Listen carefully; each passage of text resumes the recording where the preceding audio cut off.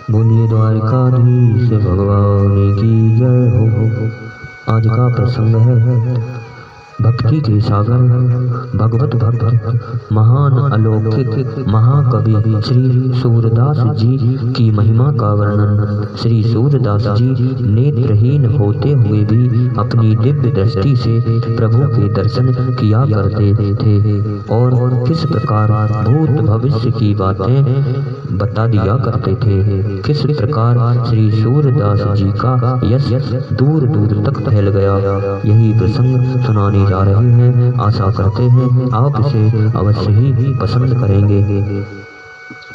श्री भक्तमाल के अनुसार श्री सूरदास जी को किसी विशेषण या उपाधि से समलंकृत करने में उनकी परम उत्कृष्टता भगवत भक्ति, अत्यंत विशिष्ट कवित्व शक्ति और मौलिक अलौकिकता की उपेक्षा की आशंका उठ खड़ी होती है।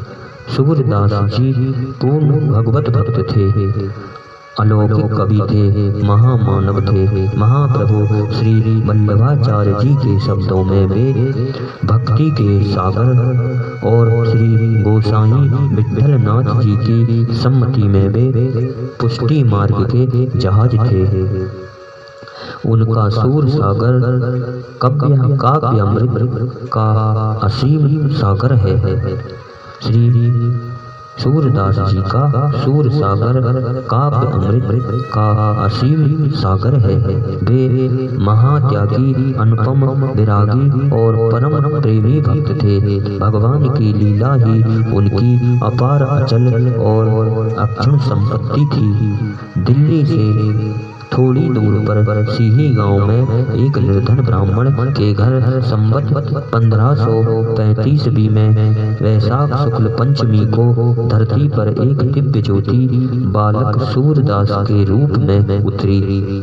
चारों ओर शुभ प्रकाश फैल गया। ऐसा लगता था कि कलिकाल के प्रभाव को कम करने के लिए भगवती भागीरथी ने अपना कायाकल्प किया है। समस्त गांव वाले और शिशु के माता पिता आश्चर्यचकित हो गए। शिशु के नेत्र बंद थे। घर में सूर्य ने जन्म लिया। अंधे बालक के प्रति उनके पिता उदासीन रहने लगे। घर के और लोग भी उनकी उपेक्षा ही करते थे। धीरे धीरे उनके अलौकिक और पवित्र संस्कार जाग उठे। घर के प्रति उनके मन में वैराग्य का भाव उदय हो गया। उन्होंने गांव के बाहर एकांत स्थान में रहना निश्चय किया। सूरदास जी घर से निकल पड़े। गांव से थोड़ी दूर पर एक रमणीय सरोवर के किनारे पीपल वृक्ष के तले उन्होंने अपना निवास स्थिर किया। वे लोगों को शकुन बताते थे और विचित्रता तो यह थी कि उनकी बताई बातें सही उतरती थीं। एक दिन एक जमींदार की गाय खो गई। सूरदास जी ने उसका ठीक ठीक पता बता दिया। जमींदार उनके चमत्कार से बहुत प्रभावित हुआ। उसने उनके लिए एक झोपड़ी बनवा दी। सूरदास जी का यश दिन दूना रात चौगुना बढ़ने लगा। सुदूर गांव से लोग उनके पास शकुन पूछने के लिए अधिकाधिक संख्या में आने लगे। उनकी मान प्रतिष्ठा और वैभव में नित्य प्रति वृद्धि होने लगी। सूरदास जी की अवस्था इस समय 18 साल की थी। उन्होंने विचार किया कि जिस माया मोह से मैं उपराम होने के लिए मैंने घर छोड़ा, वह तो पीछा ही कर रही है। भगवान के भजन में विघ्न होते देखकर सूरदास जी ने उस स्थान को छोड़ दिया। उनको अपना यश तो बढ़ाना नहीं था। वे तो भगवान के भजन और ध्यान में रस लेते थे। वे मथुरा आए। उनका मन वहाँ नहीं लगा। उन्होंने गौ घाट पर रहने का विचार किया। गौ घाट जाने के कुछ दिन पूर्व वे रेणुका क्षेत्र में भी रहे। रेणुका में उन्हें संतों और महात्माओं का सत्संग मिला, पर उस पवित्र स्थान में उन्हें एकांत का अभाव बहुत खटकता था। रौनकता से 3 मील दूर पश्चिम की ओर यमुना तट पर गौ घाट में आकर वे काव्य और संगीत शास्त्र का अभ्यास करने लगे। सूरदास जी की एक महात्मा के रूप में ख्याति चारों ओर फैलने लगी। पुष्टि संप्रदाय के आदि आचार्य महाप्रभु श्री वल्लभाचार्य जी अपने निवास स्थान अड़ैल से ब्रज यात्रा के लिए संवत 1560 ईस्वी में निकल पड़े। उनकी गंभीर विद्वता, शास्त्र ज्ञान और दिग्विजय की कहानी उत्तर भारत के धार्मिक पुरुषों के कान में पड़ चुकी थी। महाप्रभु ने विश्राम के लिए गौ घाट पर ही अस्थायी निवास घोषित किया। सूरदास जी ने वल्लभाचार्य जी के दर्शन की उत्कट इच्छा प्रकट की। आचार्य जी भी उनसे मिलना चाहते थे। पूर्व जन्म के शुद्ध तथा परम पवित्र संस्कारों से अनुप्राणित होकर सूरदास जी ने आचार्य जी के दर्शन के लिए पैर आगे बढ़ा दिए। वे चल पड़े। उन्होंने दूर से ही चरण वंदना की। हृदय चरण धूलि स्पर्श के लिए आकुल हो उठा था। आचार्य जी ने उन्हें आदर पूर्वक अपने पास बैठा लिया। उनके पवित्र संस्पर्श से सूरदास जी के अंग अंग भगवत भक्ति की रसामृत लहरी में निमग्न हो गए। सूरदास जी ने विनय के पद सुनाए। भक्त ने भगवान के सामने अपने आप को पतितों का नायक घोषित कर उनकी कृपा प्राप्त करना चाहा था। यही उस पद का अभिप्राय था। आचार्य जी ने कहा, तुम सूर होकर इस तरह क्यों गिड़गिड़ाते हो? भगवान का यश सुनाओ, उनकी लीला का वर्णन करो। सूरदास जी आचार्य चरण के इस आदेश से बहुत प्रोत्साहित हुए। उन्होंने विनम्रता पूर्वक कहा कि मैं भगवान की लीला का रहस्य नहीं जानता। आचार्य जी ने श्रीमद् भागवत की स्वरचित सुबोधिनी टीका सुनाई। उन्हें भगवान की लीला का रस मिला। वे लीला संबंधी पद गाने लगे। आचार्य जी ने उन्हें दीक्षा दी। वे 3 दिनों तक गौ घाट पर रहकर गोकुल चले गए। सूरदास जी उनके साथ थे। गोकुल में सूरदास जी नवनीत प्रिय का नित्य दर्शन करके लीला के सरस पद रच कर उन्हें सुनाने लगे। आचार्य वल्लभ जी के भागवत पारायण के अनुरूप ही श्री सूरदास जी लीला विषयक पद गाते थे। आचार्य जी के साथ सूरदास जी गोकुल से गोवर्धन चले आए। उन्होंने श्रीनाथ जी का पूजन किया और सदा के लिए उन्हीं की चरण शरण में जीवन बिताने का शुभ संकल्प कर लिया। श्रीनाथ जी के प्रति उनकी अपूर्व भक्ति थी। आचार्य जी की कृपा से वे प्रधान कीर्तनकार नियुक्त हुए। गोवर्धन आने पर सूरदास जी ने अपना स्थायी निवास चंद्र सरोवर के सन्निकट परासोली में स्थिर किया। वे वहां से प्रतिदिन श्रीनाथ जी के मंदिर जाते थे और नए नए पद रचकर उन्हें बड़ी श्रद्धा और भक्ति से समर्पित करते थे। धीरे धीरे ब्रज के अन्य सिद्ध महात्मा और पुष्टि मार्ग के भक्त कवि नंददास, कुंभन दास, गोविंद दास आदि से उनका संपर्क बढ़ने लगा। भगवत भक्ति की कल्प लता की शीतल छाया में बैठकर उन्होंने सूर सागर जैसे विशाल ग्रंथ की रचना कर डाली।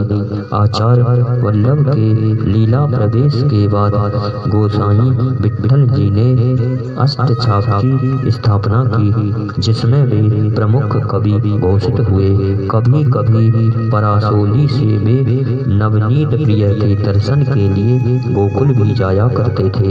एक बार संगीत सम्राट तानसेन अकबर के सामने सूरदास जी का एक अत्यंत सरस और भक्तिपूर्ण पद गा रहे थे। बादशाह पद की सरसता पर मुग्ध हो गए। उन्होंने सूरदास जी से स्वयं मिलने की इच्छा प्रकट की।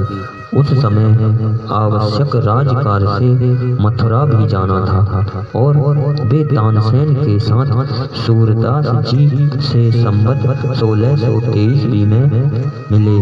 उनकी सहृदयता और अनुनय विनय से प्रसन्न होकर सूरदास जी ने पद गाया, जिसका अभिप्राय यह था कि हे मन, तुम माधव से प्रीति करो। अकबर ने परीक्षा ली। उन्होंने अपना यश गाने को कहा, पर सूरदास जी तो राधाचरण चारण चक्रवर्ती भगवान श्री कृष्ण के गायक थे। वे गाने लगे, नाहिन रहो हिय में ठोर, नंद नंदन अछत कैसे आनिए और। अकबर इनकी निष्प्रभता पर मौन हो गए। भक्त सूरदास जी के मन में सिवा भगवान श्री कृष्ण के दूसरा रह ही किस प्रकार पाता। उनका जीवन तो रासेश्वर लीलाधाम श्री निकुंज नायक के प्रेम मार्ग पर नीलाम हो चुका था। सूरदास जी एक बार नवनीत प्रिय के मंदिर गोकुल गए। वे उनके श्रृंगार का ज्यों का त्यों वर्णन कर दिया करते थे। गोसाई विठल नाथ के पुत्र गिरधर जी ने गोकुल नाथ जी के कहने से उस दिन सूरदास जी की परीक्षा ली। उन्होंने भगवान का अद्भुत श्रृंगार किया, वस्त्र के स्थान पर मोतियों की मालाएं पहनाई।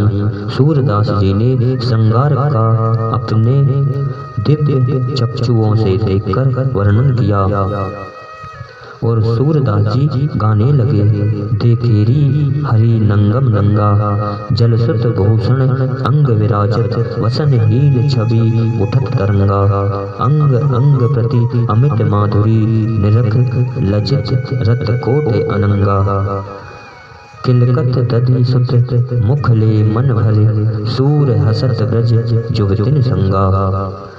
भक्त की परीक्षा पूरी हो गई। भगवान ने अंधे महाकवि की प्रतिष्ठा अक्षुण्ण रखी। वे भक्त के हृदय कमल पर नाचने लगे। महागायक की संगीत माधुरी से नंद नंदन प्रमत्त हो उठे। कितना मधुर वर्णन था उनके स्वरूप का।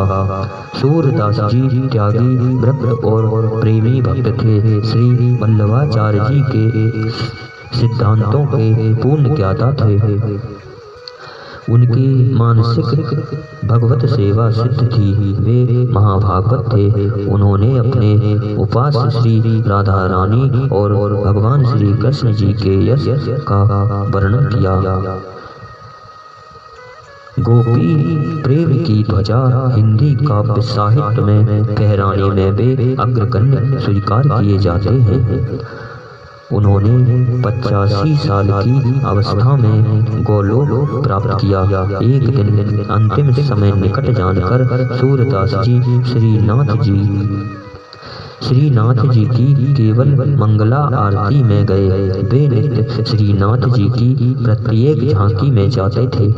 गोसाई विठल नाथ श्रृंगार झांकी में उन्हें अनुपस्थित देखकर आश्चर्यचकित हो गए। उन्होंने श्याम सुंदर जी की ओर देखा। प्रभु ने अपने परम भक्त का पद नहीं सुना था। सूरदास जी उन्हें नित्य पद सुनाया करते थे। कुंभन दास, गोविंद दास आदि चिंतित हो उठे। गोसाई जी ने करुण स्वर से कहा कि आज पुष्टि मार्ग का जहाज जाने वाला है। जिसको जो कुछ लेना हो वह ले ले। उन्होंने भक्त मंडली को परासोली भेज दिया और राजभोग समर्पित करवे कुंभन दास, गोविंद दास और चतुर्भुज दास आदि के साथ स्वयं गए। इधर सूरदास जी की दशा विचित्र थी। परासोली आकर उन्होंने श्रीनाथ जी की ध्वजा को नमस्कार किया। उसी की ओर मुख करके चबूतरे पर लेटकर सोचने लगे कि यह काया पूर्ण रूप से हरि की सेवा में नहीं प्रयुक्त हो सकी। वे अपने दैन्य और व्यवस्था का स्मरण करने लगे। समस्त लौकिक चिंताओं से मन हटाकर उन्होंने श्रीनाथ जी और गोसाई जी का ध्यान किया। गोसाई जी आ पहुँचे। आते ही उन्होंने सूरदास जी का कर अपने हाथ में ले लिया। महाकवि ने उनकी चरण वंदना की। सूरदास जी ने कहा कि मैं तो आपकी ही प्रतीक्षा कर रहा था।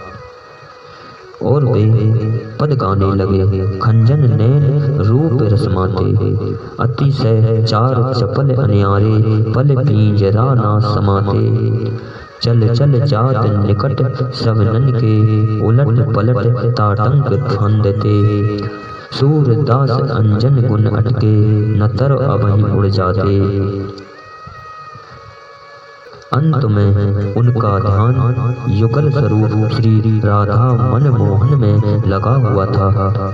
श्री विठल नाथ जी के यह पूछने पर कि चित्तवृत्ति कहाँ है, उन्होंने कहा कि मैं राधा रानी की वंदना करता हूँ, जिनसे नंद नंदन प्रेम करते हैं। चतुर्भुजदास जी ने कहा कि आपने असंख्य पदों की रचना की, पर श्री महाप्रभु का यश आपने नहीं वर्णन किया।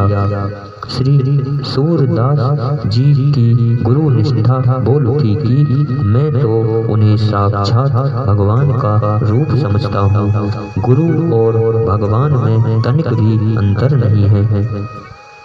मैंने तो आदि से अंत तक उन्हीं का यश गाया है। उनकी रसना ने गुरु स्तवन किया, भरोसो दृढ़ इन चरणन केरो। श्री वल्लभ नख चंद्र छटाविन, सब जग मांझ अंधेरो।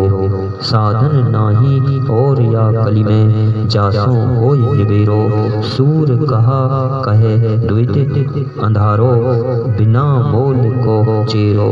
भरोसो दृढ़ इन चरणन केरो।